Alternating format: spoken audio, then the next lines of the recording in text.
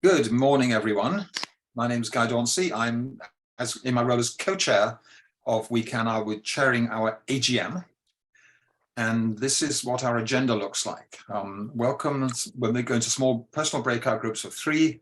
Then we have an official call to order, quorum, elections to the board, recommended bylaw changes, our annual report, a motion from the floor, maybe others, presentations by 3 member groups, closing comments by Tara, close, and then an afternoon of gardening and hiking. So I would like to invite Catherine to do our Indigenous land acknowledgement. Catherine's one of our directors.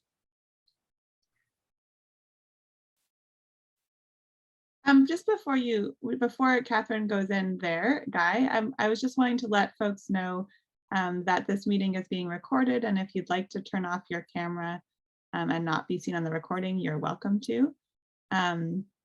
And just one more reminder for anybody who's joining us right now, if you could please rename yourself by clicking on participants and finding your name and renaming yourself with your name and the organization that you're representing, if you are representing an organization, and if not, just the word guest would be wonderful. That will help us make sure that we've got quorum. Thanks so much. And if you have any issues, you can post in the chat. Yeah, Catherine. You're muted, Catherine. You might want to start again.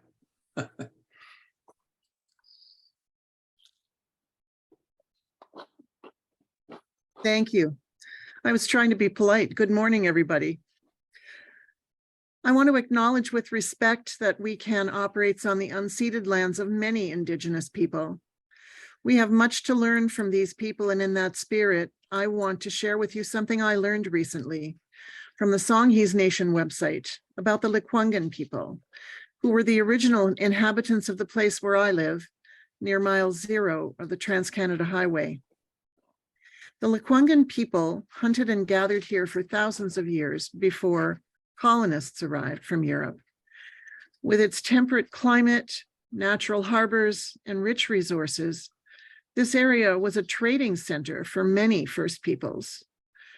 When Captain James Douglas anchored off Clover Point in 1842, he saw the result of the Lekwungen people's careful land management, such as controlled burning and food cultivation. These practices were part of the land and part of the Lekwungen culture. The development of a modern city makes it more difficult to experience the landscape that is home to the Lekwungen. But footprints of traditional land use are all around us. As you travel through the city, you will find 7 carvings that mark places of cultural significance.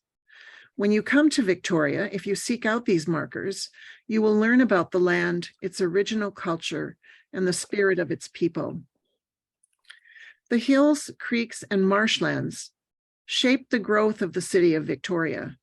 There are messages in the landscape here, oral histories, surviving traditional place names, and the soil itself are all ancient stories waiting to be told. The Lekwungen people's art is traditionally used on internal house posts and for the decoration of household objects and clothing. This artwork became more scarce when Western living supplies became available after 1842. Historically, the outward expressions of Lekwungen culture were more modest than some of the other coastal nations, such as the Haida or Kwakwakwa.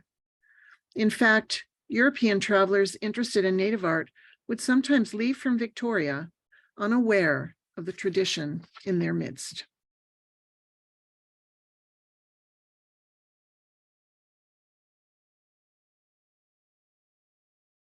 All right, thank you, Catherine.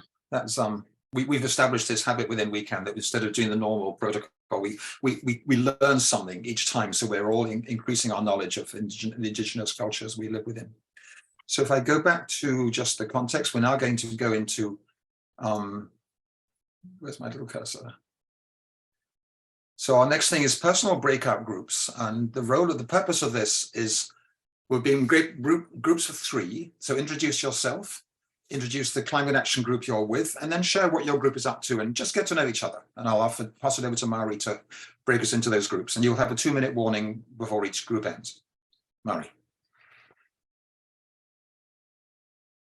Just making them now, and everyone is going to be sent off into a group. So at random, new friends, we're all in this movement together. Thanks so much. See you all soon. So welcome back, everyone. We're now going to do an official call to order of this meeting. Bang, bang with the gavel. Sebastian, do we have quorum? Yeah, I'm happy to report that with a minimum quorum of 24, we have at least 40 people here who are voting members. So we have achieved Yay. quorum. Way to go. And I need to change to presenter mode. There we go. And so then we have, that was the breakout rooms, the call to order. Now we're going to, the purpose of our AGM is to elect new directors to the board, to discuss and vote on the 3 proposed bylaw changes, to present our 2022 annual report, to discuss and vote on motions from the floor, and to renew our shared commitment to tackle the climate crisis. So this is the climate crisis. We all are really on top of this, familiar with this one. Antonio Guterres said, fossil fuels are a dead end. Prompt, well-managed transition to renewables is the only pathway to energy security, etc. And guess what David Eby said? We cannot continue to expand fossil fuel infrastructure and hit our climate goals. So whenever you're speaking to him, emailing him around, whatever it is, LNG or something, remind him that he said this, right? As a formality now, I hope we want to, one Couchen has applied to become a member, said yes. Yeah, so this is going to be our first thing that we're voting on, and Guy's going to introduce it in just a second, but just so that I can explain how this voting process is going to work. We're basically going to be calling an audible vote, so folks are going to be asked to put up their real hands or their virtual hands to signify a yay, and then I guess Guy will ask for nays as well, and then a call will be made by Guy. If it's a close, if it looks like it's close, we'll do a roll call vote, in which case I will read out everybody's name and ask for their vote. We're hoping not to get to that point because that is a little bit slow. So back to you, Guy. So we normally, during our board meetings, we when a new organization applies to be a member, we approve it in the board, but this just came in 2 days ago, so I thought let's do it right now. I'll go back to the share screen thing, and yes, one Couchen has applied to become a member. Be it resolved that one Couchen's application to join We Can be ratified. One Couchen has been going for several years as a dealing with ecological issues, climate issues, social justice issues. Someone willing to move that one Couchen be admitted as a member? Yes, Maya, proposed by Maya. Is there someone willing to second this? Jane Devonshire, I see your hand going up. All in favor? Hands up all round. Anyone opposed? I declare that motion carried. Going on with our agenda, we also have the minutes of our last AGM. I'm not going to read through all these. This is just, we had reports from all the teams, we had presentations, we had a treasurer's report, and that was it. So I'm going to... Guy, you're not sharing the screen? Am I not? Thank you for telling me that. That's the kind of quirk that comes up. Yes, sorry. That's the minutes of the last meeting. Quick glance at them. Only those who are present at the last meeting ideally get to vote on this one. Be it resolved that the minutes be accepted, be approved, to accept it as presented. I'm going to stop sharing again now. Is there someone willing to move that we accept the minutes? Yes, Maya again. Is there someone willing to second that we accept the minutes? Catherine, yes. All in favor? Show of hands. Good. Now I'll go. I declare that done. I go back to share screen again.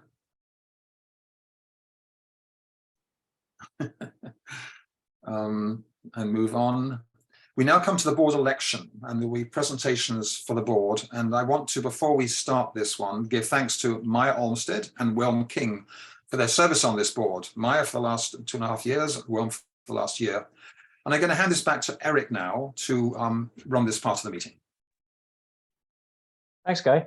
My name is Eric Minty. I'm one of the Weekend directors. I was elected last year, and we have 11 elected board members.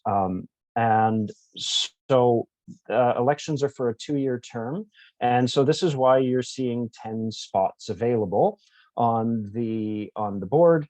And because 10 of our 11 elected directors, not including myself, are up for re-election. 2 have elected not to return, and that was our outgoing thank yous to Maya and Whelm for their service. And so we're electing 10 new board members. We have had 10 applicants, and those have been vetted by the executive team, and they have become nominees. So we're happy and pleased to present 10 nominees for election to the board of WeCan. And so in the interests of you all of you getting to know our directors a little bit, or our proposed directors, nominees, we're going to give everybody an opportunity, each of them an opportunity to speak for 30 seconds to introduce themselves. And we're going to do this in alphabetical order. One of our nominees is not available because she's traveling, and so we have a video introduction from her. But I'm going to go through in the order in which I have them on my sheet, which is alphabetical by first name. So we're going to start with Alison Bodine, who has served for the last 2 years on the board. So Alison, please introduce yourself. Hi, everyone. My name is Alison Bodine. I am a central organizer with Climate Convergence Metro Vancouver. I am been on the board, been happy to be on the board of WeCan for the past 2 years. I've been active in the climate movement since I moved to British Columbia right after high school. I'm originally from Colorado in the United States, but I moved here to go to UBC, became active on campus, and then got more and more involved leading up to the construction, which is just ongoing against the Trans Mountain pipeline expansion. So that was kind of also the roots of Climate Convergence, a grassroots organization that formed on the mountain during the initial protests in order to bring together organizations that wanted to keep up consistent work around the environment when the focus of environmental NGOs sometimes shifts to other projects. So we've continued educational and organizational organizing actions since then, with an emphasis on uniting the grassroots movement. I will talk more about Climate Convergence later. So I just wanted to say it's been an honor to participate, be part of the WeCan board. We are learning this together. A lot of us are new directors to any sort of board, and so we are figuring this all out under the initiative and initial ideas of Guy and others. So it's really just been a great opportunity, and I'm really looking forward to working together with any new directors that we have and continuing to do the critical work, which is uniting the climate movement here in British Columbia. And I hope figuring out our best way to unite our voices against the anti-planet policies of the current government here in British Columbia, and really put pressure on Premier David Eby. I think that's top one on our list. So thank you all for coming today. It's a pleasure to meet you. Thanks, Alison. Just going to remind everybody else that I don't like cutting people off. It was a great speech, Alison. So thanks for telling us all about that and the work that you're doing. Just remind everybody that we are going to try to keep our introductions to 30 seconds because there's a very full agenda, and we'd like to get through everything. So thanks, Alison. Next up, we have Casey Stein. Awesome. Thank you, Eric. I'll try to talk very fast. My name is Casey. I am a director with WeCan, primarily involved with the local government and training teams. I just finished a year-long internship with a local government in Kamloops, where I got to saw the inner workings of the political process at all levels, from senior administration to council orientations to everything else. And it was quite interesting, and also made me realize that we have a lot of work to do. And so I'm about to move to Vancouver as in 2 days. And I will be looking for ideally in a job with a climate nonprofit or something like that. And the future's uncertain, but I'm excited for what that's going to look like. And I hope to be able to continue the political stuff I've been involved with Weekend as well. Thank you. Awesome. Thank you, Casey. Next up, we have someone who probably needs no introduction. He's introduced himself on numerous occasions, Guy Dauncey. Hi there, I'll be brief. Yeah, I was inspired to help found Weekend back in the December of 2020, and I'm really pleased to have had such a great team. We haven't met each other in person, most of us. So we meet on Zoom because we're all around the province, but I've been participating in every team except the local government team, which I can't do everything, and happy to be continuing, and I'll leave it at that. Thanks, Eric. Thank you, Guy. Next up, we have Catherine Moss. Hello, everybody. Catherine Moss. I've been involved also with WeCan since the beginning. I moved back to British Columbia 10 years ago and got involved immediately with Dogwood, and I've been a longtime Dogwood volunteer ever since.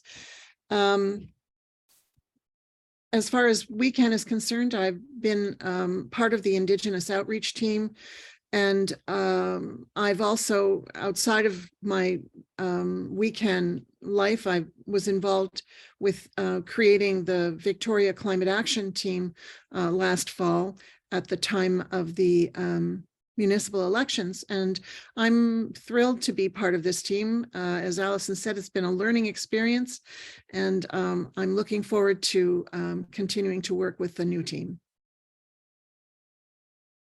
Thank you, Catherine. Next, we'll move on to Lily Ma-Sen. Hi, I'm Lily Ma-Sen, an immigrant settler. I give thanks to the Sauk and the Chiano First Nations for their stewardship of this beautiful land that I live on, which is also known as Sauk.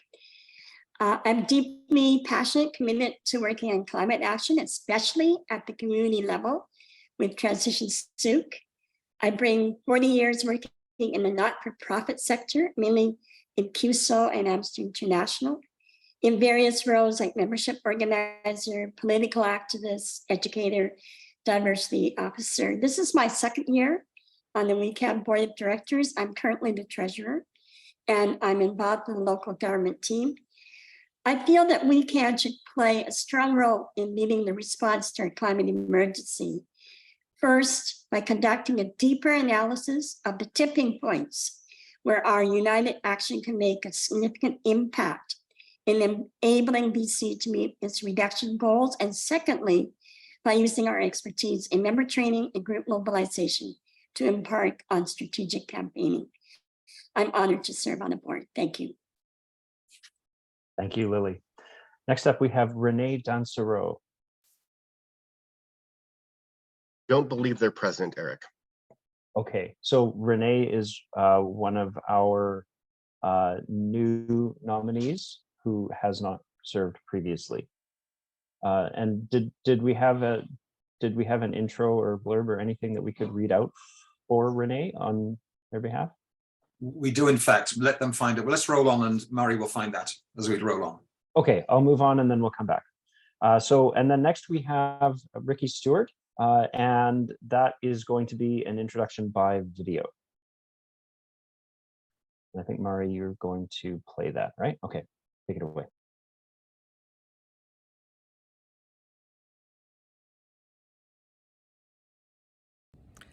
Hi, my name is Ricky Stewart. I'm pleased to be coming onto the WeCan board, and I hope that I will be able to make a contribution to making the organization more effective and working better. I look forward to meeting all of you and working with you.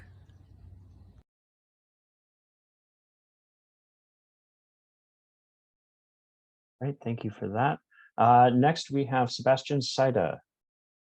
Did I say your name right, Sebastian? Yeah, Saida. Sai and then duh. Yeah, so my name is Sebastian Saida. I am the current secretary of WeCan. I was involved since the first public meeting. I was on the straw board that formed the organization.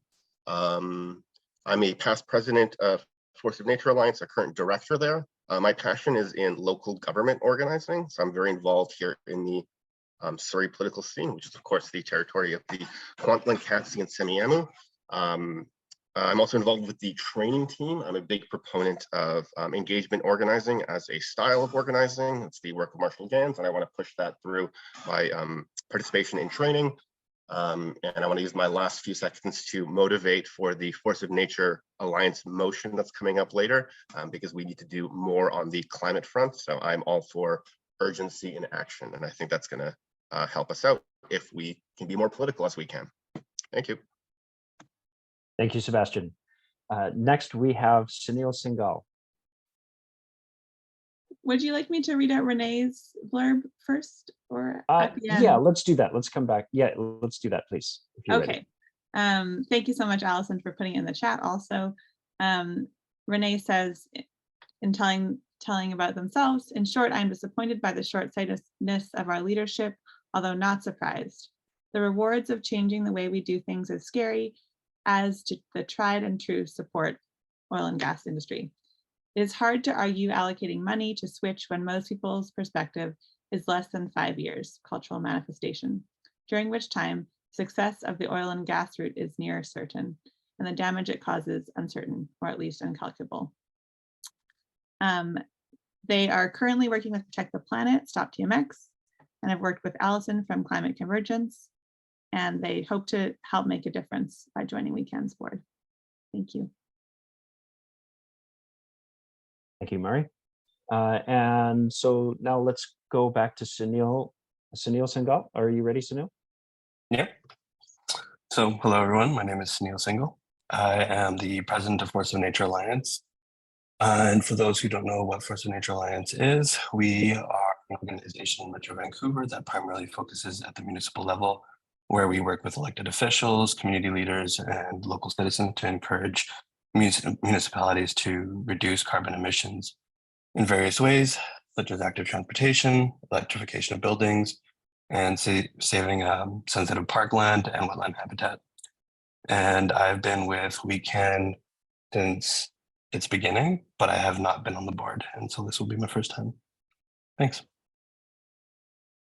Thank you, Sunil. And finally, last but definitely not least, Tara Shusterian. Thanks, Eric. No, I think I am the baby of the organization in terms of experience with, compared to the rest of my esteemed co-directors. I have been with the organization WeCan since its inception. But in climate organizing, I think ever since I was a kid, but in Canada, so I came to Canada 20 years ago. I live on Burnaby Mountain, which is on the unceded traditional territories of the Squamish, Musqueam, and Tsleil-Waututh nations. And I've been also organizing with Force of Nature for the past 4 or 5 years, Dogwood, a lot of other, climate convergence, attending a lot of their, seminars, conferences and all, but basically very much involved in the environment movement. I am also serving my second term on the Environment Committee on Burnaby Council. And I'm also a director with Fair Vote Canada, and you'll hear me quite often say that proportional representation will get us better climate action. And it's just been an honor working with, I wish you could know them as well as I do, with the board and network coordinator, Mari, and I really look forward to working with all of you in the future. I think I'm done with 30 seconds. I think so. Yeah. Thank you so much, Tara, and everybody else for introducing yourselves. I'm going to turn it back to Guy now. I believe you have a motion to put Yes, towards so the floor. the motion is be it resolved to elect these 10 nominees to the board of directors of the West Coast Climate Action Network. I'm going to stop sharing. Are there any questions first that anyone has around this? If not, is there a motion? I need to go to view all to see who's voting here. Gallery.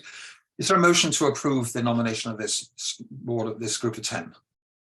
I see Francis Deverell moving that. I see a seconding. Is there someone seconding this? I see a hand from Tim Takaro.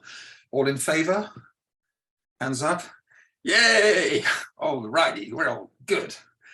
Moving on to the agenda, we have recommended bylaw changes. The first one is our quorum. Our current quorum is set at 3 people or 10% of members, whichever is greater, which could cause us to fail to reach quorum, especially if our membership grew to say 600 members. So we're proposing to change it. The quorum is simply 10 voting members. I'm going to stop sharing so I can see if there's any. You're not. Was I sharing that? No, you didn't I share. wasn't even sharing that. Damn it all! Why didn't you tell me? Oh dear. That's the old text, and the new text is to move to 10 voting members. We spent the last 3 days being worried around this. Alison, you have a hand up. Do you want to speak to this, or you want to move this motion? No, not a hand. I'll move it if you want, but yeah. Are there any questions on this first? Anyone? This is a full chance to, if not, yes, Michael, you have a question. Your hand's up, Michael. You can unmute and. Michael. There we go, yes. Nature and Armo faced this clause recently, and what we decided was the quorum should be a percentage of members present. And so you don't have to fix a number if, I think we set something like 10% of members present. Yeah. So that was our old rule. But since we have 240 members, that means we have to have 24 members present, and we had to scramble to get the numbers we have today. So that's why we're changing it to 10 actual members rather than percentage. Yeah. I think he means present at the meeting. I meant at the meeting. Okay. Members present at the meeting. That way you don't have to have a specific number, and if only 10 turn up the meeting, 10% is 1 member. Well, yeah, we're in effect the same. We have 10 people. Kate, you have a question on this one. Kate Marsh. Yeah, thank you, Guy. Does this include the directors, or is this the membership at large? The directors may vote as well. They are voting members, yes. Okay, thank you. I'm going to, Tim, briefly. Tim Takaro. You're muted. Yeah, I think the long-term approach that was described with the percentage makes more sense, because if we continue to grow, then we don't have to get a new number, and it will grow with us, that percentage. So I would go with the 10% approach as well. So that was our current approach that we changed away from because we're cautious of not getting quorum. No, I don't think you're understanding that thing. It's so for today, it would be 10% of the people that are on the screen who show up. Jane from Couch and Climate Hub. You're muted. Having had quite a bit of experience with nonprofit organizations, large and small, there is something about AGMs that just the very name does it. You have to really work to get people there, and I think that we can still work really hard to get people there. And it's really, really distressing to, with the percentage, if you're like 1 person short of having quorum, having organized a large AGM for a large organization. So I'm just saying that I'm very much in support of the motion. Yeah. So the current motion will make it much more confident to get quorum. I'm going to move to a vote on the current motion, unless Kathy wants to say something, and I'm going to urge other people to. Fine, we've got a long way to go. Kathy. I think 10 is insufficient, being that there are 10 directors. It could turn into a lack of interest by your members, and what you're really looking for with this organization is member engagement. That's quite true. Does anyone? What would your alternative be, Kathy? Would you say 20? Yes, yeah, I'd be more inclined to say 20, so that there isn't the huge stress, but you've got to have some outside people, not merely the directors showing up at the meeting. Yeah, Eric. Can I propose an amendment to this? I know you're going to hate me for go ahead, this guy, please. but if I can propose an amendment to say quorum is 10 voting members who are not current or not current or outgoing directors. I believe that would. As an amendment, is there someone to second Eric's amendment? Sorry, point of order or point of information, I guess. Who moved this motion originally? I did not catch it. We haven't. You cannot amend a motion that hasn't been moved yet. So if somebody has to move it and second it, Okay, and then is someone, just purely so we can get discussion going, is someone willing to move the motion as written that we have 10 voting members? You moved by Sebastian, seconded by Ros. Sorry, no, I'm not moving it. Okay, moved by Ros, seconded by someone willing to second it just to get debate going? Yes, seconded by Jane. All in favor so we can get debate going? No. Yes, okay. You're not calling the vote yet. You don't vote, yeah. Oh, that's correct, thank you. Yes, so we can now discuss this properly, and we'll go back to Eric's motion to amend the motion. Is there someone willing to second Eric's movement to amend the motion? Maya is seconding that. Is there any discussion on Eric's motion that there be 10 member organizations who are not on the board? If there's no discussion on that, I would like to comment that I don't think we should. I can't see who's speaking. Larry. Okay, go ahead, Larry. I don't think we should exclude the members of the board from being part of a quorum. And I think that this amendment would do that. So I'm going to vote against the amendment. And if somebody moves to increase the quorum from 10 to 20 or even 15, in my view, would be sufficient with a board this size. Maya? I was just going to point out that I think the objective is to have at least 20 voting members. So Larry, I think that we're including all of the board members plus 10 non-board members to ensure that we have network representation. Yeah. Francis? I support 15 or 20. I don't want to exclude the board members, but I think it should be larger than that.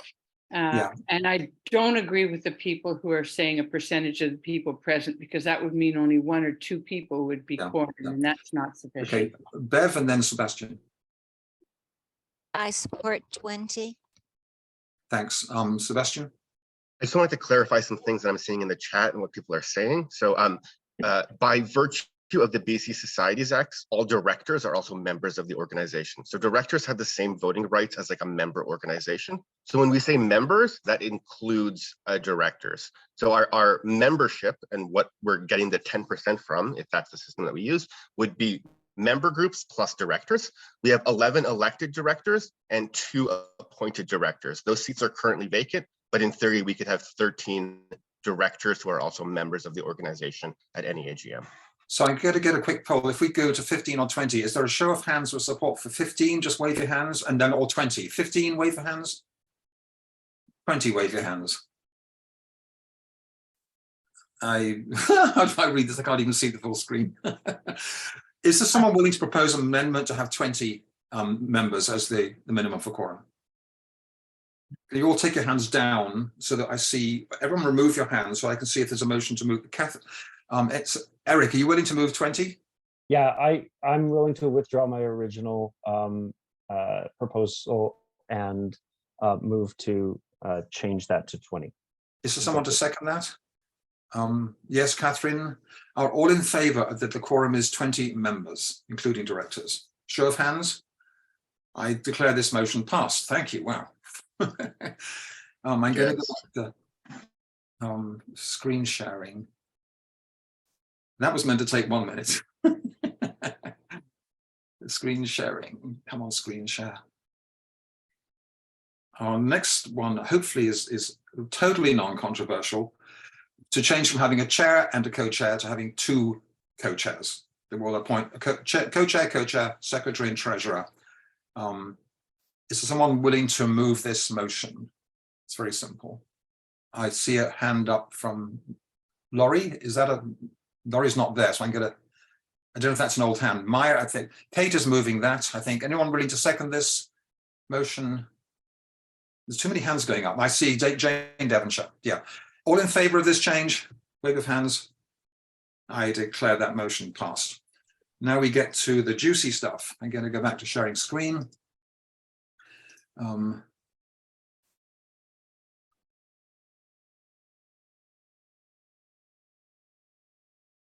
That's the third recommended change. So our current bylaws allow us to declare that anyone showing up at an AGM is a member and is entitled to vote and elect new directors. This could permit a hostile takeover that a group of people who wanted to make off with our funds or take Weekend in a different direction could take over. Under the recommended change, our governance will include democratic representation from Weekend's membership organizations, which can then be expressed in AGM or an extraordinary general meeting. The voting members will become board members, plus one person nominated by any member organization which wishes to nominate someone to be a voting member. So the new text on the right is that a member organization is any organization that's applied to be a member and been accepted. A voting member is either a person nominated by a member organization or an elected director. Member organizations can nominate one individual to be their authorized voting member for 1 year. This individual becomes a voting member after ratification by the board. And anyone who supports the society's constitution may run for election as a director, and every elected director is considered a voting member of the society. And just to show in diagrammatic form, there's a member organizations on the left. From one organization, we say have 9 members.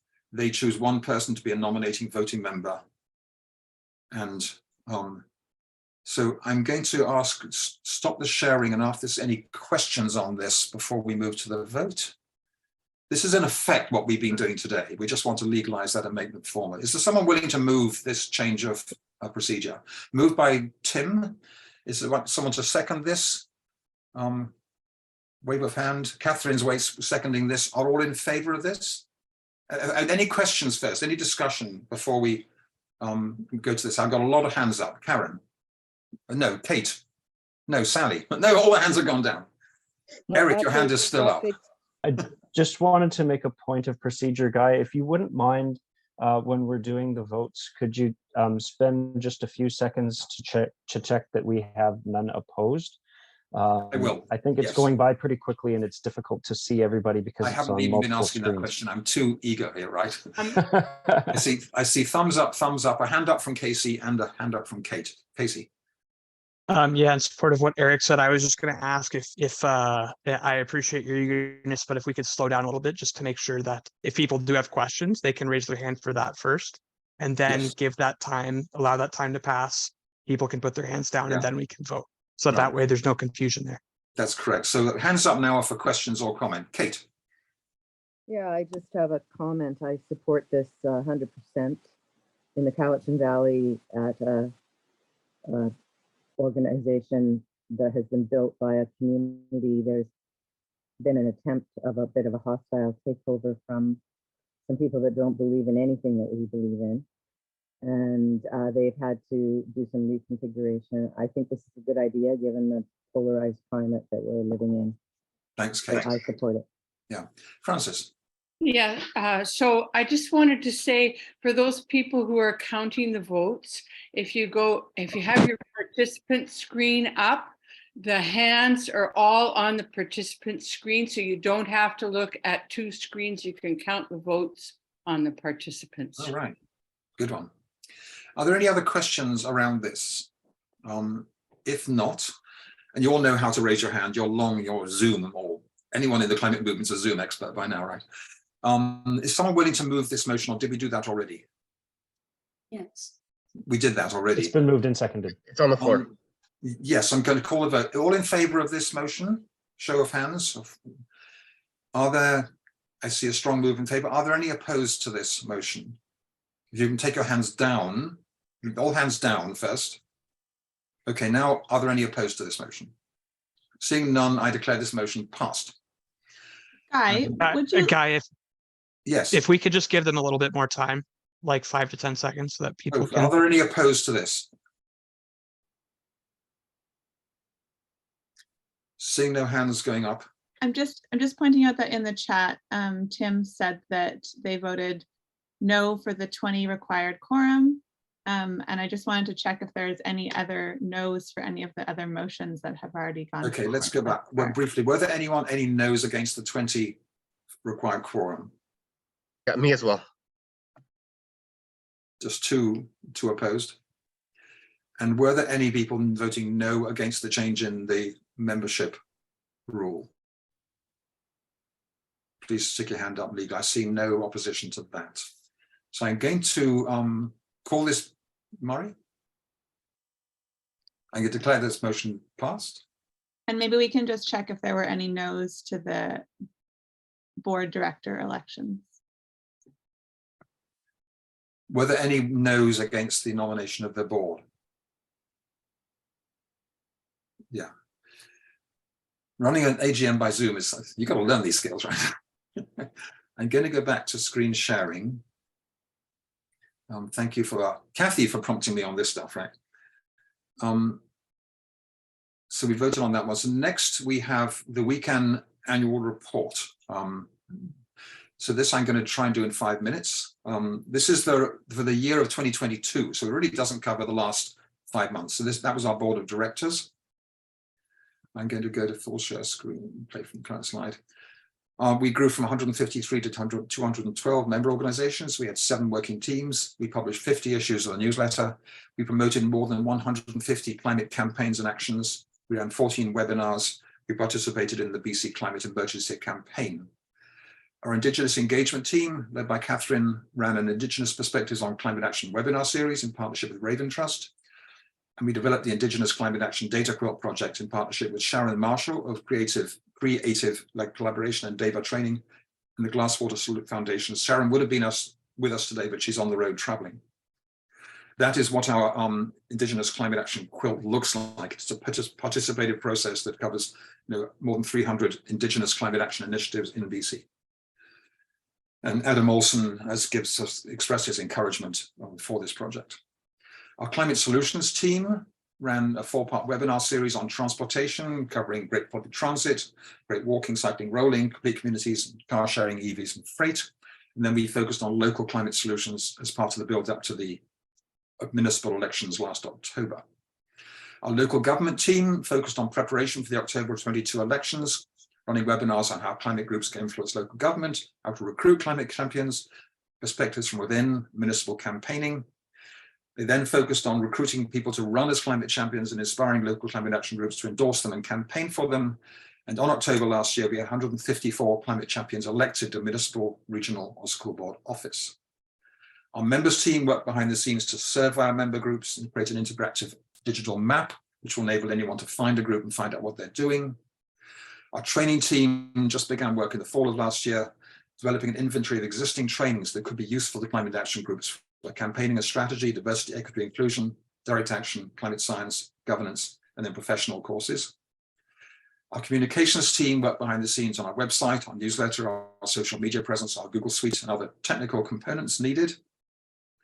And our CAPA team, the Climate Action Provincial Assembly, launched the first CAPA and held 2 more to bring climate action groups across BC together to support each other and campaign for shared goals. Our next one is in September. Our fundraising team worked behind the scenes to raise the funds that WeCan needs. P.S. Would you like to become one of our 100 friends of WeCan? But Lydia will give a report on this immediately following this report. And in conclusion, the climate crisis is not going away, nor is WeCan. History shows that we're just at the beginning of the harm it will inflict. However, the tension between the selfish no, the climate deniers, the layers, obfuscators, and profiteers, and the determined yes of the climate activists and visionaries goes stronger every day. I'm going to stop sharing after this, ask if there's any questions, and then I'll ask for a motion just to support, to approve our annual report. Are there any questions around this from anyone? I see Kate asking a question in this chat. Kate, do you want to verbalize that? Well, I'll wait. Tim has a hand up. Tim. Yeah, I just wanted to get a clarification of your last point there. about the tensions. And yeah, I was just wondering about what the evidence was for that, and how you evaluated it and came up with that. I'm a writer, it's prose. It wasn't, we haven't got any validated statistical surveys on increased tension, but I think we all feel it in our bones is my answer. I know you're a scientist and I'm not.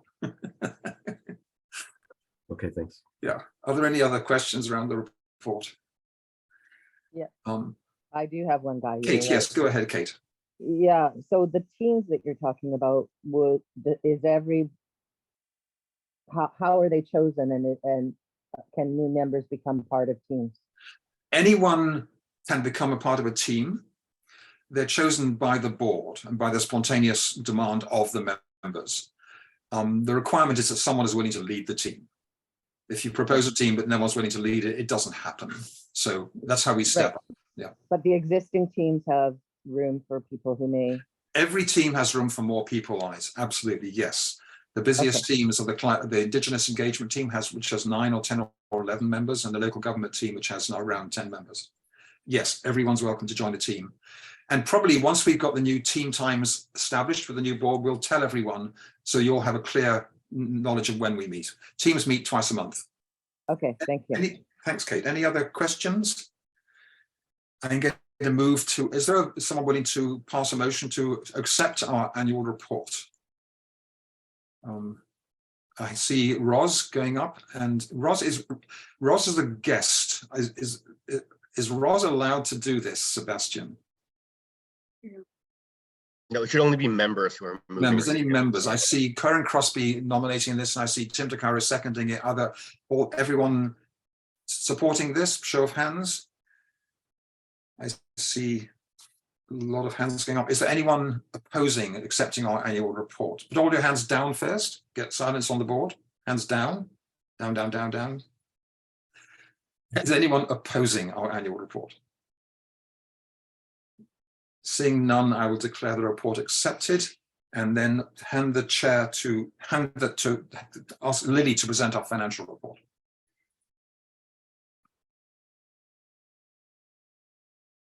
Oops. Uh-oh, sorry, I'm having a little bit of difficulties here.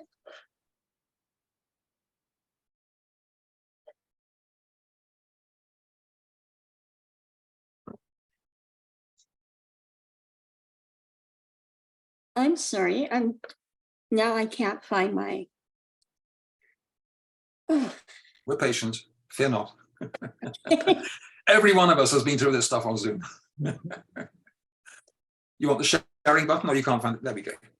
We're there? Yes. Great. Financial report. Okay, so this is our financial report, and it's for last year, January 1st to December the 31st.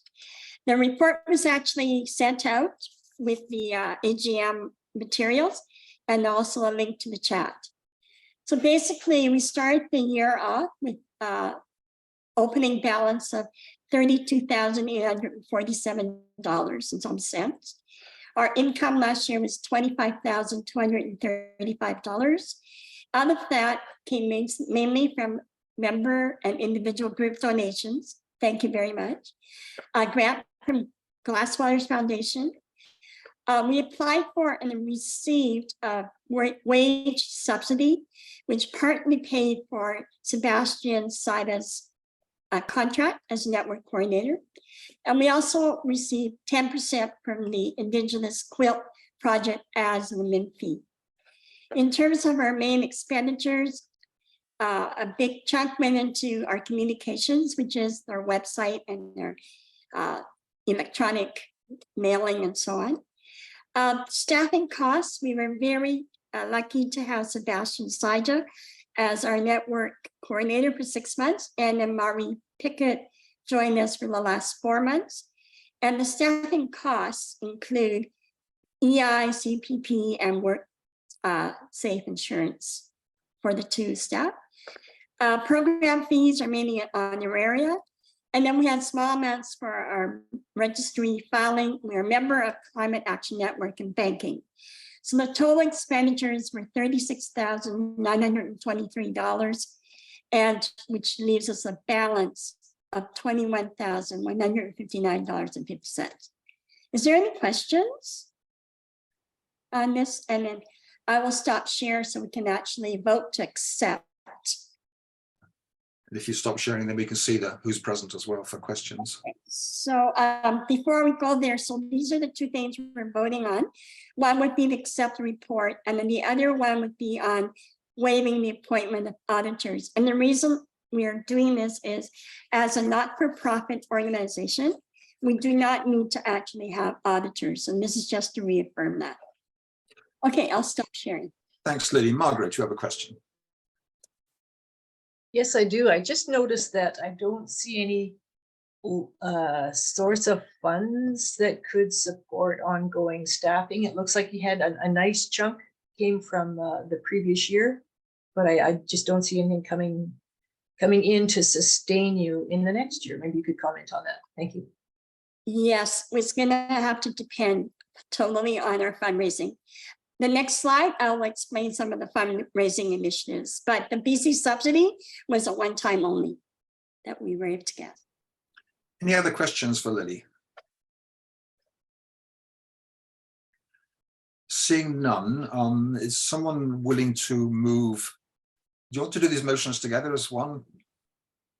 We'll do them separately. I'll move it as written. I think it's one motion. So can you reshare your screen? Well, let's go to is there anyone willing to move those two motions? Someone willing to move by Sebastian? Is someone willing to second this? I see Tara seconding. All in favor of these motions? Oh, hang on, that's not working. Did you want me to share the screen or? No, it's okay, no need. I want you to go back to the full so I can see everyone. If you can stop sharing, that'd be great. That's all in favor of this. I see a lot of hands. Is anyone opposed to accepting the financial? Take all the hands down, down, down, down. Waiting for 3 hands to go down. Francis and Lynn. Okay, board is clear. Is anyone opposed? Please raise your hand if so. Wait 5 seconds. I declare these motions passed. Thank you. I'll go back to screen sharing. So that would be me again, please. Yes, it is you again. So I don't need to share. That's right.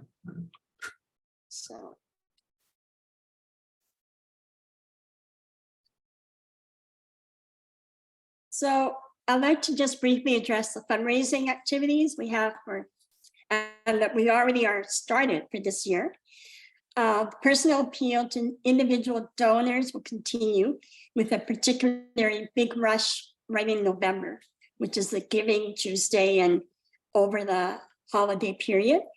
We are always hoping to get more and more monthly donors to join 100 Friends of Weekend. In March, we had a special appeal to celebrate Guy's 75th birthday, and we raised over $10,000. So thank you, Guy, for turning 75. We are working on getting up a voluntary annual membership fee for our member groups, and that will be coming soon. We are working on a major giving campaign, and that is reaching out to individuals who have a chunk of money and are willing to give us a major gift. And if you know of any, please let me know, and I'll personally go and give them a call. For the legacy gifts, which are actually how you can write "weekend" in your will, or to be a beneficiary in your pension plan, the information on how to do that and how to change your will and the wording is on our website. We have a bottle drive, which is a fairly easy thing to do. Just return your refundable bottles and cans to return it and tag it for us, and the money will come to us. And we have been writing a number of grant applications, and we will continue to do that as we go along. Is there any questions? There are questions in the chat, Lily. If you can stop sharing, then we'll share. Yeah. Rather than in a chat, can people raise their hands for a question so that we can see who wants to raise a question around this? And in the meantime, the 100 friends, 100 is an arbitrary number. We are currently on about 15. friends who give monthly donors, including myself. So we really welcome, it's an aspirational goal to have monthly donors. Anyway, are there any questions for Lily around this? There's no vote on this, it's just a report on our methods of fundraising. Clearly, we are constantly aware that we need to keep on supporting Mari, Kate, and then Alison. Kate. It's my turn? Yes, Kate. Oh, sorry. Okay. So are members able to try and find supporters on social media? I'm now in a position where I'm on a single pension, so I've had to cut out my donations to all the wonderful groups that I did just so that I can survive for the next 30 years. So is there a way that I can encourage other people that might want to, or do you have to be a member to be a monthly donor? No, you do not have to be a member to be a monthly donor.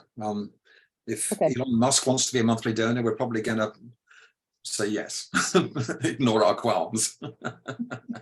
Well, we have to get him to sign a disclaimer though, right? Yes. Okay. Alison. Sure. Yeah. Thanks for the question. Sebastian or Mari, we're having some naming issues, has just posted the link about donating to We Can. So that's a helpful link on our website. When we do campaigns like 100 Friends or Guy's Birthday, we put links up on the social media accounts we have. We try to encourage people to share those. Please share them widely when you see those links. Anyone can donate. I just wanted to add that also some folks are working diligently to try and find grants, apply for grants. So that's part of ongoing sustaining funding that we hope to get. But we could always, if there's people on this call have experience in that, interest in that, please join our fundraising teams and help us with that as well. Thanks, Alison. Casey. I just wanted to comment that we're still seeing, I saw Lori post in the chat that we're still going too fast. So I do want to make sure that at future AGMs, people still feel like they can attend. So if we could just make sure that we maybe take like 5 more seconds, Guy, so that people have the time to do so. Okay, thanks. I think it's the Zoom thing. In person, you can have a tea break and carry on, you're all chatting, but on Zoom, people want their brains collapse after a certain amount of time, right? We're going to move on and to the next big item on the agenda. I'm going to share the screen again. So we come to motions from the floor. I'll do, and so we have one motion from the floor. Before we get to that, I'm going to stop sharing. We have one motion from Force of Nature. Are there any other motions from the floor which have not been previously announced that we need to address now? I'll give this 5 seconds in case there's something lurking there we didn't know about. Seeing none, I'll move to the one motion that has been brought to us, which is from Force of Nature. Whereas the BC climate movement's already aligned on many principles, policies and campaigns, and whereas the BC climate movement would only enjoy more success if it were further aligned on principles, policies and campaigns, and whereas it's important for We Can to be able to actively and directly advocate for many principles, policies and campaigns, be it resolved that We Can take steps to establish such principles, policies and campaigns it can champion directly, and that such steps result in a clearly defined statement to the membership within 4 months of the new board being elected. And be it further resolved that We Can take steps to facilitate conversations and discussion between member groups as to what principles, policies and campaigns should be championed. And I think Sunil wants, I'm going to stop sharing that and let Sunil speak to this before we move to discussion. Sunil? I think point of order, this should be moved first. Oh, thank you. Is there someone willing to move this motion before we move to that? I thought he was going to present it before we. Someone willing to move this motion, moved by Eric, seconded, I believe, by Laurie Goldman. And then we can move to discussion of this. And Sunil will kick off the discussion. I'm being a hopeless chair. This is no good at all. Sunil, where are you? I'm here. Okay, I'll be brief. I think the motion is pretty straightforward, but I think that a lot of us align in certain goals like the electrification of buildings, having more transportation options across BC, and there are certain campaigns that come forward that I think we all align on, and I think it would be beneficial if we can sign on to those. We cannot currently sign on to those because we represent so many organizations. But those campaigns that I think a lot of us all align on, we should be able to support those as we can as an organization. Yeah, we previously do have a current rule that when we say that we will never speak on behalf of a member organization, knowing that Dogwood has 40,000 members and Suzuki. So this is crafting a way for us to be able to speak. Yeah. Are we ready to go to questions and discussion? Yes, Sebastian, you have something. Yeah, so I want to speak in favor of this. I see some folks in the room who were at the Future Grounds event a couple of weeks ago. And during that, we did a where is the movement right now? How is it aligned? Is it aligned? Do we share values? And everybody sort of laughed and put their star next to one, the first stage where we are not aligned. So I think that this is something where we can actually help to get the BC climate movement aligned by actually facilitating these conversations, coming to agreement on like campaigns that we can actually support sort of as a collective group, instead of just playing this sort of strange game that WeCan is playing of supporting our member groups, but not directly championing anything, right? So I think this is an important step, and I think that the 4-month window is good, and the establishing ways to communicate with member groups is the way to go. So I'm fully in support of this. Thanks, Seb. Tara.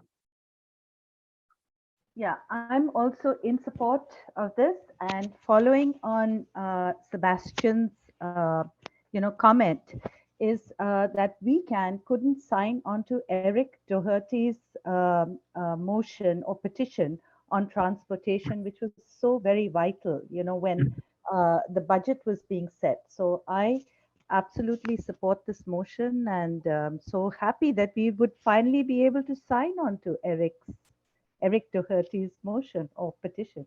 Yeah. Thanks, Tara. Kate. Thank you. I shared this with my small group. Can you speak up a little bit, Kate? Sorry, I think I had my hand over the mic. Can you hear me now? Yes, that's better. I shared this in the small group. I'm the co-chair of the steering committee of the BC Climate Caucus, which is for elected people across the country and formerly elected people. And I'm wondering, and this isn't probably the place to have a long talk about it, but how how we could support each other. That group could give information that we're getting to you and vice versa. But I'll just put that out there as something to talk about at another meeting. I mean, I can answer it briefly. We do receive their newsletter, and I do publicize their events that are open to the public, not the closed ones. So with all this kind of stuff is exactly what we're here for. Yeah. Eric. Yeah, and just to echo that, we'd be delighted to collaborate with Climate Caucus. Your name comes up frequently. And I just wanted to speak in support of this initiative. Gosh, I got mentally sidetracked by the comment from Climate Caucus. But yeah, no, I am in support of this. I think the challenge is going to be finding areas where there is alignment. And that'll be the low-hanging fruit. Again, it'll be up to the new board to determine the direction and how we go about this, but I definitely support this in principle. I think it's not going to be as easy as Sebastian pointed out. It won't be as easy as it may at first appear. Thanks, Eric. It's important. Thanks. Kathy. How do you intend to determine alignment? The motion basically asks the board to spend 4 months addressing that very question. So the board's going to discuss something for 4 months, and the board will vote and decide if they're in alignment with something? The motion actually asks the board to engage with the members around that same process. So there'll be a membership engagement process with all of you. Yes. Okay. Thank you. Yeah. Francis. So I am speaking on behalf of the Council of Canadians Mid-Island chapter and the Nanaimo Fellowship. And I think both of us would really appreciate a message that a decision is being made, whether we're in alignment with something, and give us a chance to talk about it amongst ourselves and be able to tell you whether we're in alignment or not. I think that would be helpful. Great feedback. Thanks. Seth. Yeah, I just wanted to speak to the notion or the question about like how this is going to happen. It certainly will not be a board-driven process. I would very much oppose if the board was just sitting around talking about things and making decisions. I think that's the absolute incorrect way to go. We do have these 3 times a year CAPAs, which might be part of this process, where we might see that, you know, maybe we incorporate this as part of that process where we say, you know, everybody who's present, are we okay with this? Are we okay with that? You know, however we want to do that. Or if we invent some new process for determining this, maybe we send out surveys to our groups and we collect that information and bring it out. Regardless of how we do this, it's a very complicated process, which isn't really suited to an AGM discussion. That's why there's sort of this 4-month process where we can figure this out. And then that statement to the members, sort of like informing everybody how we will be doing this and what it means to be a weekend member and what it means to be aligned on these principles. So I think that there are a lot of safeguards built in and kind of a process in mind, but I think the details are not going to come out at this AGM. Thanks, Ed. Karen. Thank you. I'm here as part of the Fossil Fuel Non-Proliferation Treaty Group from BC, and we've been working extensively on the electrification of buildings. And I think we have such a momentous moment right now with the zero carbon building code through the province being enacted via municipalities, and getting a provincial voice on that issue alone would be so worth passing this motion, in my opinion. I think having over 200 organizations, the power of having a direction as an organization, this is absolutely phenomenal. So I am speaking in total favor of this motion and hope it comes forward, and I will definitely be re-engaging more with We Can if it does. Thank you. I see thumbs up from Jane Kilty and Tim Takaro and Teresa Clinton. Anyone else want to speak to this? I think it's a well-crafted motion and I'm in support of it as well. In that case, I'm going to move this to a vote. All those it's been forward. Well, yes, right to the vote. All those in favor of this motion, please raise your hands, electronic and otherwise. I see a lot of hands going up. And now if you'll take your hands down, and once all the hands are down, is there anyone opposed to this motion?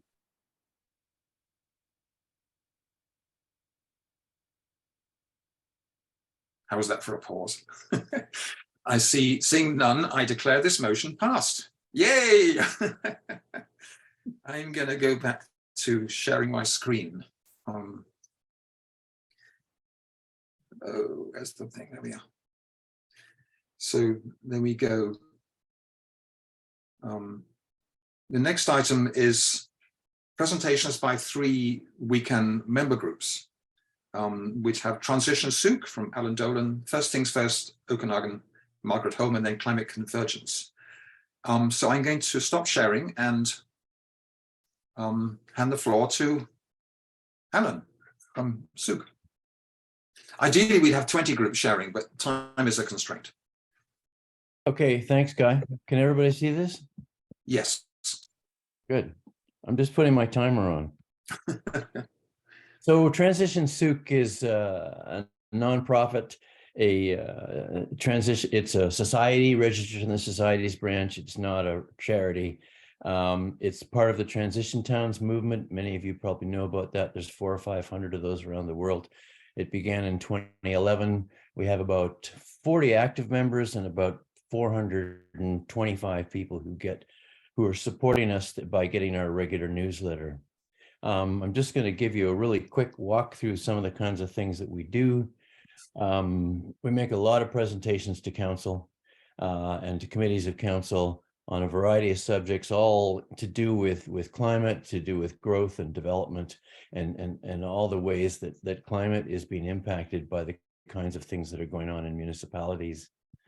We prepared background reports. We have a bunch of technical nerds in the group that are really good at crunching numbers on some of this stuff. So we have produced a lot of things on low carbon and low growth and the impacts of development. Souk is growing like fury, and the impacts of that growth in terms of climate are monstrous, and many of the impacts are quite hidden.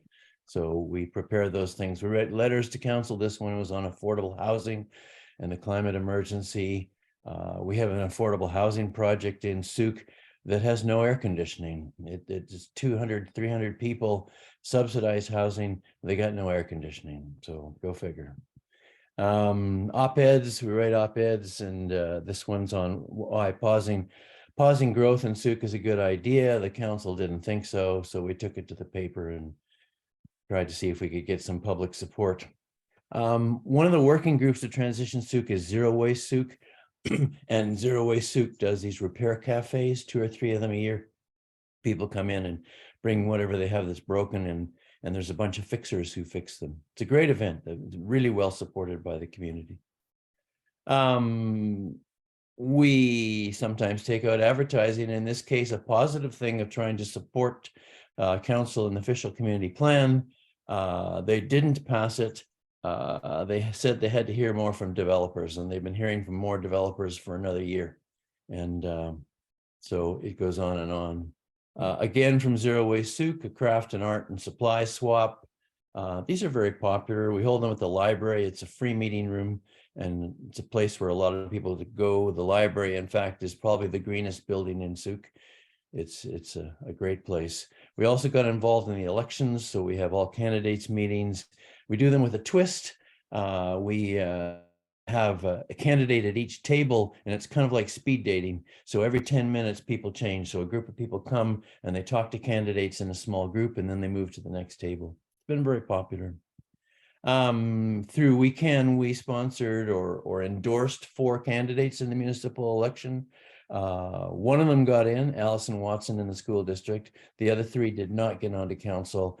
Anna Russell was, well, almost got onto council, but not quite. So we work with the high school and in the Eco Academy, and they have gardens, and they have a solar panel, a solar installation. And so we've given them some money to help with that installation. We have big events. This is pre-COVID, but we had over 200 people for an electrical vehicle extravaganza where we had vehicles from all the different kinds of electric vehicles. We took people for rides. We answered questions. We tried to demystify the whole thing. We had a public event just this past March, which was kind of trying to rekindle energy after the whole COVID nonsense. And this was kind of a showcase of emerging ideas and trying to get some of our smaller groups going. We do everything really via working groups. Event Santa Claus Parade, that's Kermit the Frog on top of an electric car. And Kermit actually moved around because he was on a hockey stick. He was controlled by a grandson of one of the people. We have things at fairs and other kinds of things. We'll have booths. We have people at the council meetings all the time, and we prepare notes of the council meetings, and those are on our website for people to see. We have a monthly newsletter, as I said, to 425 people, and we have a website, Facebook page, and I'm hearing a lot of noise. I'm not sure what that is, but our monthly meetings are Zoom and in person, so we do a hybrid meeting. Those have been pretty popular, and even post Zoom, there's some people that live a little bit far away or just don't feel like coming in, and they come in on Zoom. Works quite well. Well, there's my timer. I'm almost done. Steering committee. So we have a steering committee. We don't have a board, and it's not a decision-making steering committee. Decisions at Transition Souk are made by active members. And so we try and get out of the board thing, try and be more democratic. And there have been some fears about takeovers, and I'm kind of interested in hearing about takeovers that might have happened by unfriendly people. I'm interested in hearing more about that. I guess successes, we were involved in the Climate Action Committee of Council. We certainly had a strong involvement in the development of a climate action plan at Souk. We had a lot of involvement in a climate staff person, and that person is now a half-time person. We wanted a full-time person, but that's what we got. And I think more than anything, we've changed the conversation in Souk. And so that's Transition Souk. Alan, I see a question from Laurie Goldman asking how many active members you have. About 40. That's So impressive. it's between 40 and 50. We're a town of 15,000 people. So. Yeah. That's great, Alan. Thanks. I'm now going to invite Margaret Home to speak about First Things First Okanagan. Thank you. Can you see my screen? Not yet.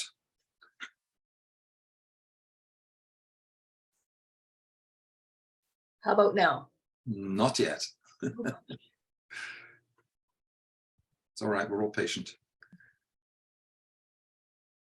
It's funny because I hit share, but I'll do it again.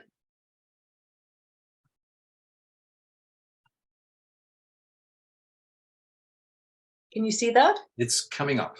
There we go. Yes, now you want to go to full presentation. There we go. All right. First things first, just to start us off, we are a registered society that was started in 2015 by 93-year-old Fred Ritchie. So he was the one that said, hey, this climate thing is happening. Nobody's talking about it. We need to get organized. So in case you're thinking, how long can I do this? Take inspiration from Fred, who started a really important organization around his kitchen table. He's an orchardist from Naramata in 2013. So we do some of the kinds of things that many other climate organizations do in small and medium and large sized towns. We have farmers market displays every opportunity. We have petitions that people sign, so we're active in all kinds of community events. We also participate in larger protests and actions that are initiated by other groups. Sometimes I've been a bit like, oh, is it worth doing it? But you know, these actions often bring out people that we don't ordinarily see in some of our other activities, often young people too. So I think some of these protests that you know, a larger national or provincial group will initiate, I think are really important in giving people an opportunity to just talk about their concerns. So we often have the bullhorn and just letting people express themselves to each other. So to find climate community. And here on the lower right there, you can see Laurie Goldman, who is really our sidewalk warrior who really organizes a lot of these things. We also have a couple of different groups organized by Laurie who for months, for instance, met in front of City Hall to try and engage mayor and councillors. Another group who met in front of MLA, our local MLA's office to try and engage about the logging issue. So these are just small groups within our climate group that are dedicated enough to spend an hour or two each week doing their own protest. Just a few facts about us. We do have a board of directors of 8 people. I would say we're a pretty active board. We have, it fluctuates, but we have about 110 members. We send out a monthly newsletter to about 900 people. We also have some activist causes. So our whole mailing list, including those people from around the province that are involved in some of our initiatives, is about 1,100. We sponsor a deep dive Zoom webinar. This is something we pivoted to. We used to bring speakers into town, but with COVID, we moved to a Zoom format. This is just an example of one of our monthly talks. We've done about 22 of them now, and we have an audience of about 20 to 70 each time. And we do some of the standard things many climate organizations do. We lobby municipal, provincial, and federal elected officials. We have all candidate forums for all of the 3 elections. We help to sponsor, we kind of facilitate the Cool It program, which is offered by BC Sustainable Energy Association. We've provided funds for school, and we also kind of just do presentations to school boards and municipalities to fund them, to find the money to bring the Cool It climate education program into 3 school districts around us. And every 2 years we get very ambitious and we host, they used to be big conferences. Lately they've been clean energy expos. We've had 2. We had one last October, where we had displays. It's sort of like a home show, but for clean energy, as well as an electric vehicle show. So we do these every couple of years and swear that we'll never do it again, and then we forget and get involved and do it all over again in another couple of years. But these are obviously really popular and we've had excellent feedback too from the exhibitors that come. Now, a couple of years ago, we had a member who just made an inquiry, who said, have you heard, I've been contacted by Fortis, they're coming through my property and they want to expropriate some of the land. Have you heard about this new gas expansion pipeline? And we hadn't been on our radar at all. So we started to do investigation into Fortis BC Energy's plans to expand the capacity of bringing natural gas to the South Okanagan, and we realized what a huge issue this was that kind of hadn't been on our radar. And I would say that this is the issue that has galvanized us, kind of radicalized us into realizing how insidious, it's easy for people to hear about the big pipelines in BC and Canada, but we have pipelines in every small community bringing natural gas. And Fortis right now is fighting for its life to maintain and increase their customers. So we have gotten very, very involved in Say No to More Gas campaign. We've become interveners in BC Utilities Commission in several Fortis permits that they're trying to move forward. And so I would say for us, this is kind of an overarching issue that has become really important. So what we have learned from making presentation to our local municipalities is they don't like to say no to anything. So we're now posing it as say yes to the zero carbon step code, say yes to clean energy in new buildings. So this issue has really taken us in a new direction, being interveners, joining other groups that are like-minded, trying to keep gas on in the buildings. And in our presentation to council too, it's honed our communication skills. We realized that a lot of the people we talk to, even MLAs, really don't know that much about the issue. So we have to make it very, very simple. So this is sort of an example of a very simple slideshow that we show. Here are all the advantages. So yeah, so it's enhancing our communication skills too. So I just want to thank WeCan for the provincial assemblies where you're kind of bringing us together. I would say that this initiative is really the opportunity to meet like-minded groups and share information has been really, really important to us. And lastly, we love making hokey old climate signs. And so you can see most of our board of directors here actually peeking behind these. These are some of the first signs we ever made for some of our protests. They're getting a little more sophisticated now. And this is Meredith Allen. We're really looking forward to having someone working for us for 4 months. This is the Canada Summer Jobs program. This young woman's been involved for quite a few years through her high school. And now we're hiring her to help us with our outreach this summer. Thanks very much. That's it. Thanks, Margaret. That's just great. My goodness, it's encouraging to see so much action happening. And Alison, would you now like to present for Climate Convergence? Yes, definitely. I don't remember if it's in our schedule or not, but it also looks like perhaps we want to re-announce the board before the end of our meeting. There's some folks that have joined a bit later on and weren't quite sure if we'd done the voting yet. So we'll do that after you've done this presentation. Yes. Yeah, sounds good. Present full screen. This is Canva. If anyone's not familiar with Canva, perhaps it's something we can offer people in the future through the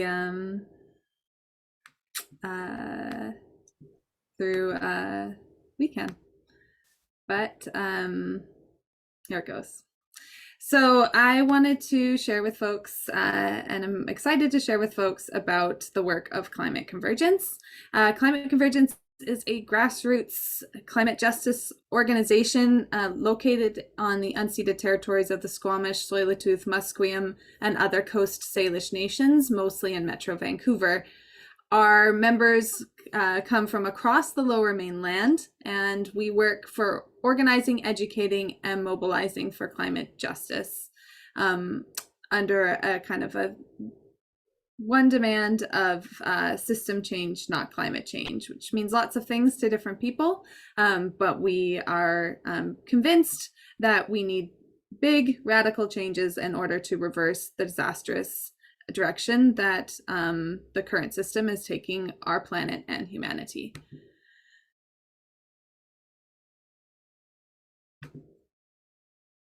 It does these cool things. So we do that through organizing street actions, educational international webinars, which of course is something that's come about since the COVID-19 crisis began, united actions working with many other organizations and groups, and public education campaigns. The picture above is a protest at Stony Creek, which was the site of some ongoing construction for the Trans Mountain expansion pipeline, and was a rally organized and called for together with Protect the Planet, Stop TMX. And then on the right is some banner painting. So if that's an unfamiliar method for you about how to go about doing a banner and you ever want some tips, feel free to reach out to Climate Convergence and we'll show you.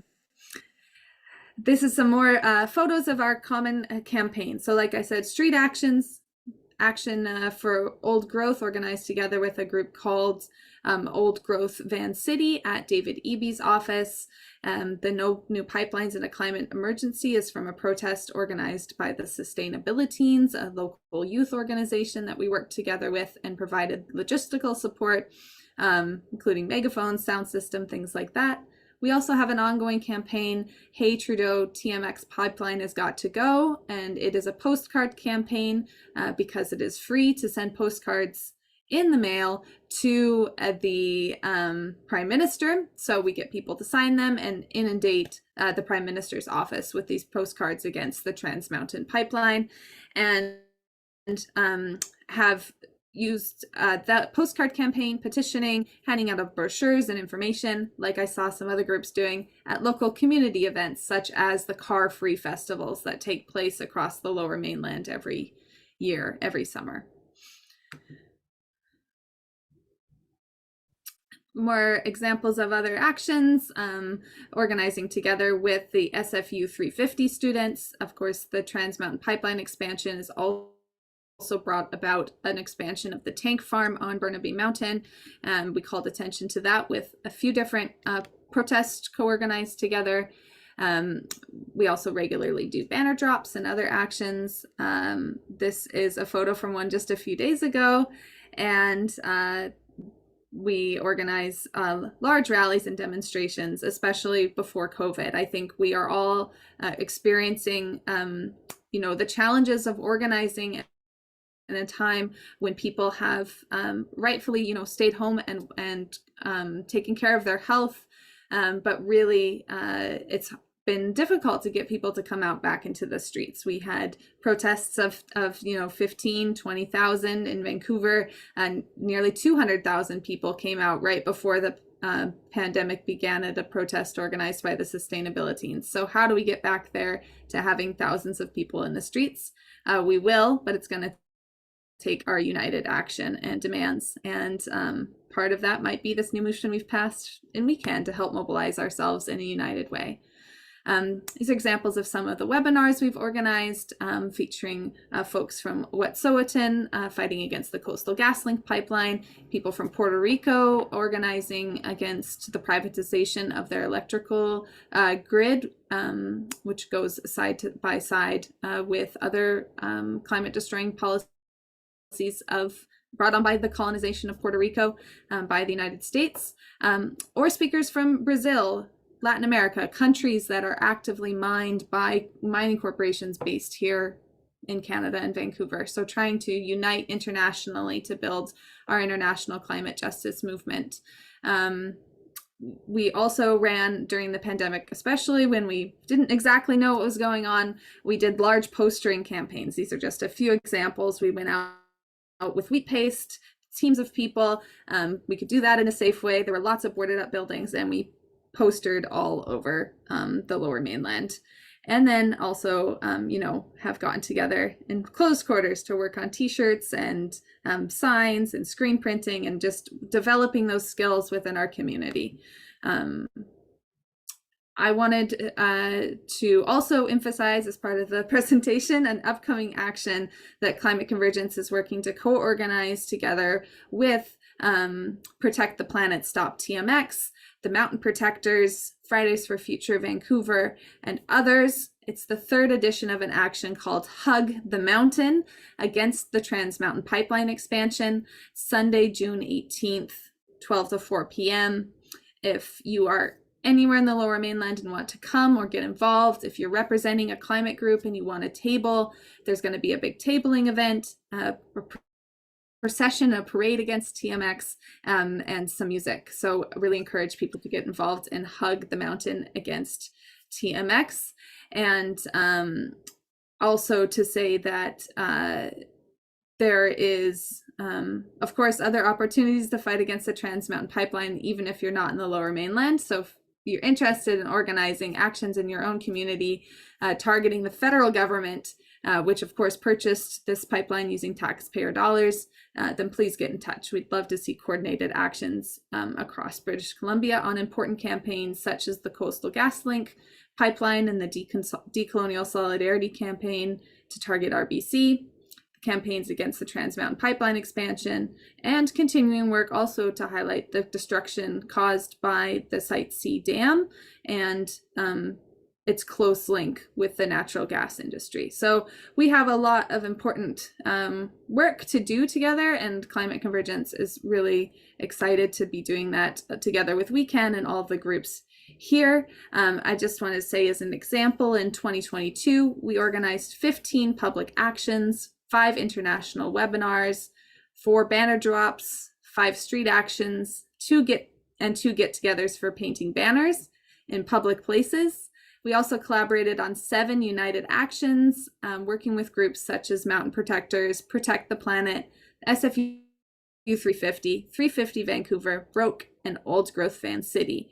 I really believe, and we really believe, that we are facing a climate crisis, but we know that if we fight, we have a chance to win. And the only way that we know we have a chance to win is if we get together and we organize and we unite. So that is the importance to us of WeCan and of us gathering here for this AGM and other actions.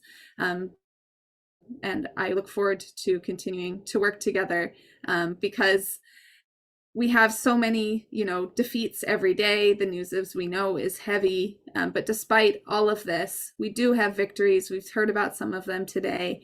And we are in a position to struggle and to win. And we have to really get rid of this rotten system that puts the interest of profits before people on the planet and build a mass movement in the streets to achieve that, to achieve climate justice and to reverse the climate catastrophe. But I know that's all possible, and I'm really encouraged by everyone here today. So thanks for your time. Thank you, Alison. Inspiring. Great stuff. So briefly, I'm going to share the screen of the election result for the candidate. For those who are new, we did earlier approve the nomination of these 10 people to the board. And I'm now going to pause things. We actually are doing well on time. And is there anything anyone wishes to bring up during the AGM before we move to a close? We can also we can formally close the AGM with a little piece from Tara and then have informal chatter. Any preferences from anyone? Just unmute yourself and yell out. Yes, Sherry Plumer. Sherry? Hi, sorry to be so late coming in. We've just had some personal issues that we've had to deal with. Do I have an opportunity to speak about my group at all, or has that been done? We had 3 groups had a formal presentation of 5 minutes each. Oh, I see. Okay. I'm going to suggest let's move to a close, then stay on the line. If you want to tell people what you're doing, we can do some informal sharing. Sure. So I'm going to invite Tara to make some closing comments, and then we'll do a formal close of the AGM. Tara. Okay, Thank you so much, Guy. Can everyone hear me? Yes. Okay, great. I just want to say thank you to all of you for bearing with us through the rigors of an AGM. It's not easy, it's sometimes dry, but we ended with 3 wonderful presentations. So before I end in a good way, I would just like to acknowledge and appreciate all of you, our member groups, our supporters, our friends. And WeCan was a seed which was planted by Guy. And then along came the board and the teams, and we grew into this sapling. But where we really gained our strength was when all of you came on board, became members of WeCan, became supporters.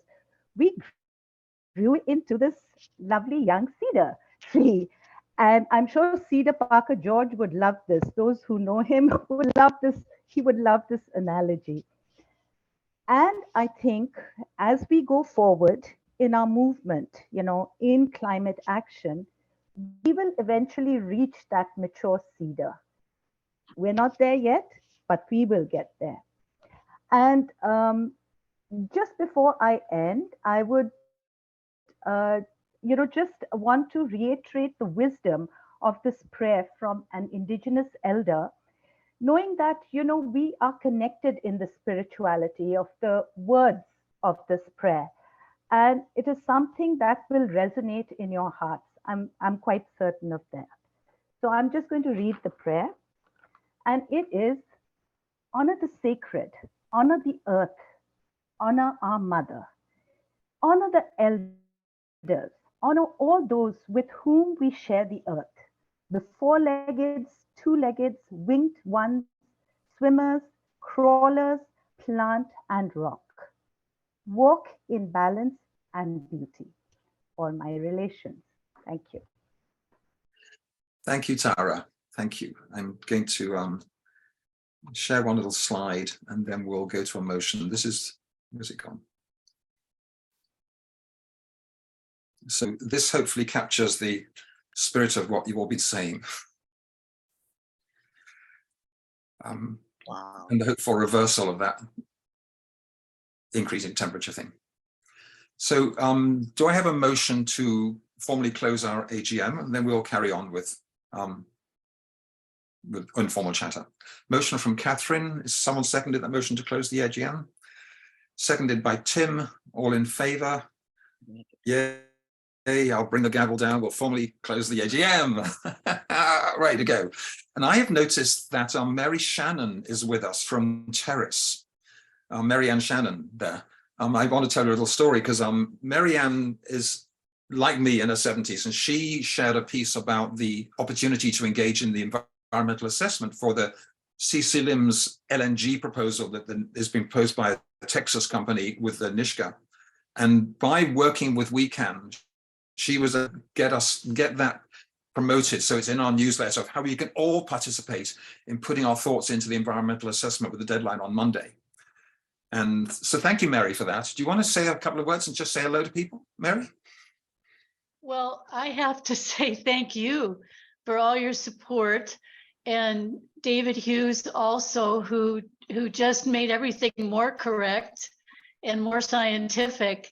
And if you all look at the WeCan newsletter this week, I think you have to read through it, come up with your own stories of how the climate has changed your life, how it's changed your communities. And I think that's what they want to hear. I'm not sure we can make any changes, but we can only try. And we need all your support. They're opening up the north here like you just can't believe. I just want to say LNG Canada is the biggest project in all of Canada being built right now and finished in Kitimat. And the Cy Lissom's project proposal is going to be almost as large as LNG Canada. We're not getting anywhere we have to get.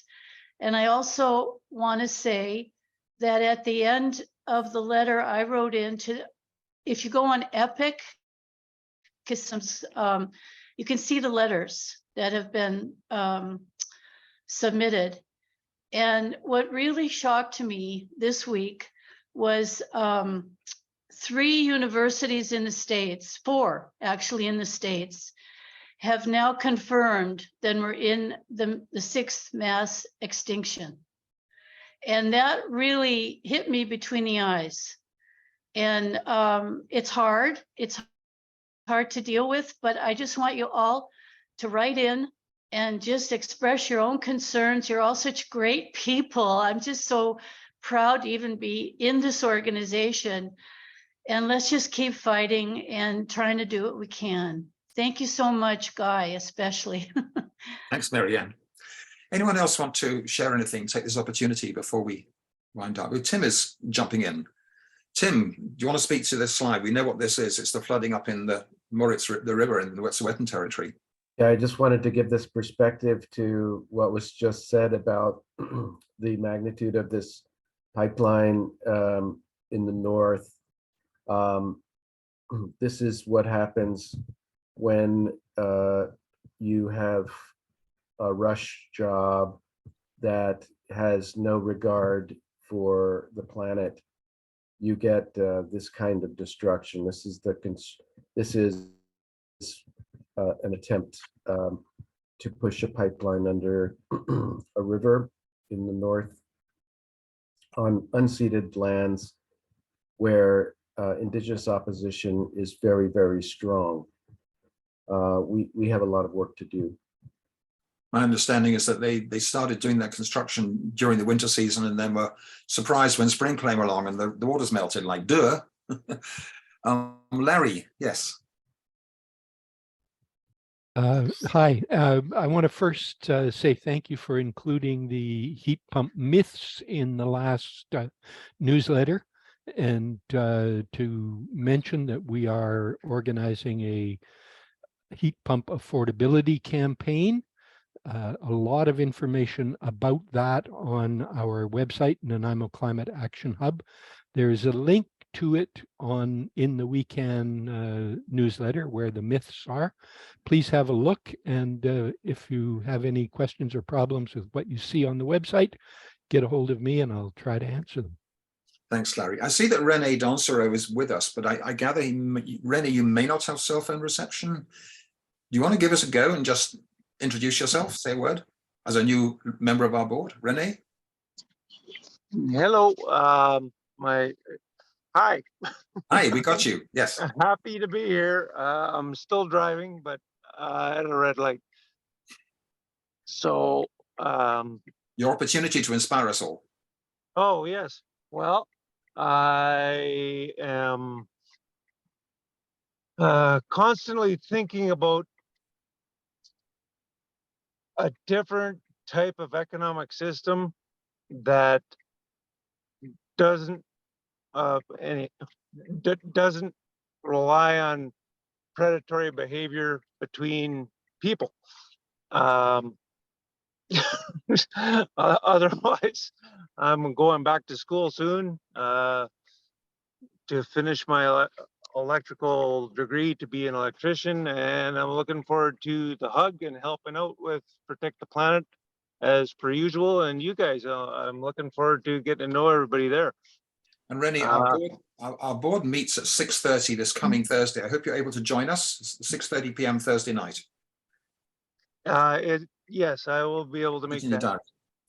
Thanks, Rennie. Great to have you with us. Anyone else want to take the opportunity to say something?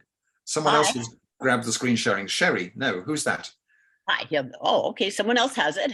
Well, let's go with who's sharing the screen first. Who stopped? So, Sherry, you go first, Sherry. Okay. Hi. Yeah. Sorry to be late getting in.